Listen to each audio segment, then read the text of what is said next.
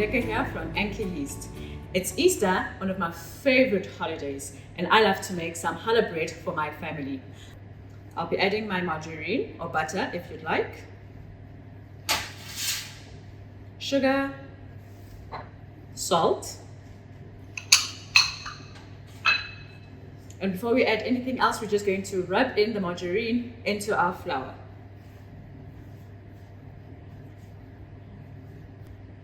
I've rubbed in the margarine into the flour along with the sugar and the salt as well, and now I'm going to add my Anchor Instant Yeast.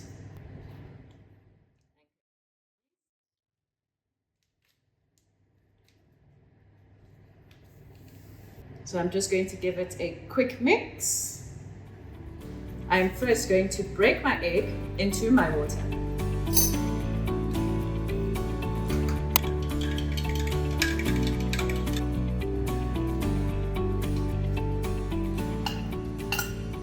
Now for the fun part, mixing. So I take my flour from the bottom, bringing it to the top.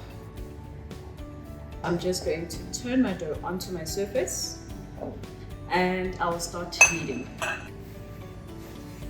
When you start kneading your dough, it is going to feel quite sticky in the beginning, but the more you work with your dough, the less sticky it will become. I'll let it rest in a warm place, making sure that it's covered with grease plastic. I can see that my dough has risen quite a bit, almost double in size from what it was initially. And just by looking at it, I can see there's already some air bubbles coming through my dough as well. How I check when my dough is ready, if it's risen enough, I poke holes into my dough. My holes have not closed, so that means that my dough has rested enough. So now I'm going to knock down my dough using the knuckles of my hands. Almost as though you're knocking on the door, knocking down on the dough. See what I did there? I want to get it as flat as I possibly can, getting as much of the air out of the dough as possible, because this will allow my dough to rise when it's in the oven. Instead of the traditional 3-strand or 4-strand challah plaited going down, I'm going to make a round challah this year. Something different, why not? I'm going to divide my dough into 4 equal pieces. I will roll out starting from the center, making my way out.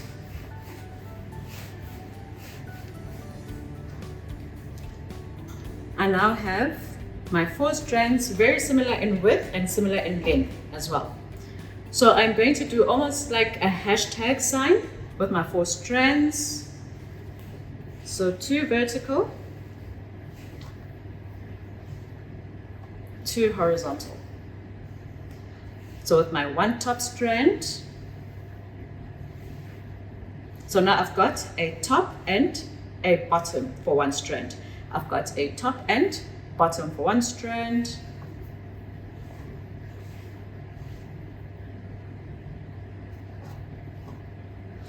Now all of my strands have a top and a bottom. I am right-handed, so between my right strand and my left strand, one of them is going to be an understrand. So the one on my right is the understrand, meaning that if it's this one, then I need to go over the one on the left. So I'm going to go with my right strand. I'm going to go full cycle anti-clockwise. So now we've got 1, 2, 3 strands. Center strand is the one that's going to come over 90 degrees. Center strand, come over 90 degrees. Center strand, come over 90 degrees. So now we've done 1 full cycle clockwise. Now we need to do it the opposite direction with the left side. So now that my left is my understrand, I'm going to go 1 cycle clockwise. So I'm going to go over my right strand to have my 3 strands. center strand, 90 degrees, center strand, 90 degrees, center strand, 90 degrees. So now I've gone full cycle. So I'm going to repeat again clockwise.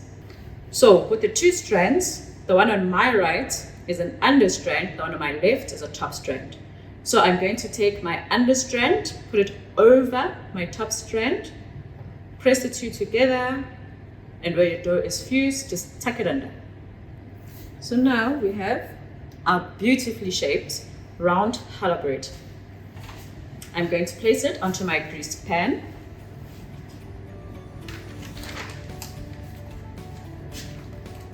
Cover with your grease plastic and we'll let this sit for 25 to 30 minutes before we bake. It's been 30 minutes. Our challah bread has risen. So I have the other mini breads as well. As you can see, they've doubled in size, and now we're going to bake it in a preheated oven at 180 degrees for 25 to 30 minutes. While our bread is baking, let's quickly whip up some icing sugar, just something to decorate our bread with. I add my icing sugar to the bowl. I'm going to add 5 ml of green food coloring. I'm going to start stirring and mixing everything together. It is going to be quite dry, so we are going to be adding in some water. But keep in mind, the water that we'll be adding in will be a teaspoon at a time until it reaches the consistency that we want. So this is the consistency that I want. I'll put this icing into my piping bag.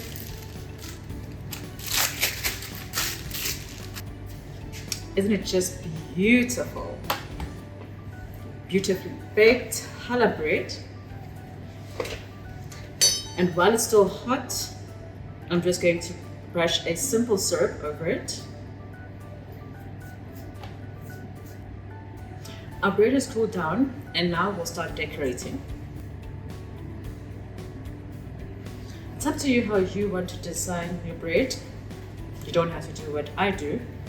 This is what we call creative freedom. And there you have it, our beautiful Easter bake ready to share with the family.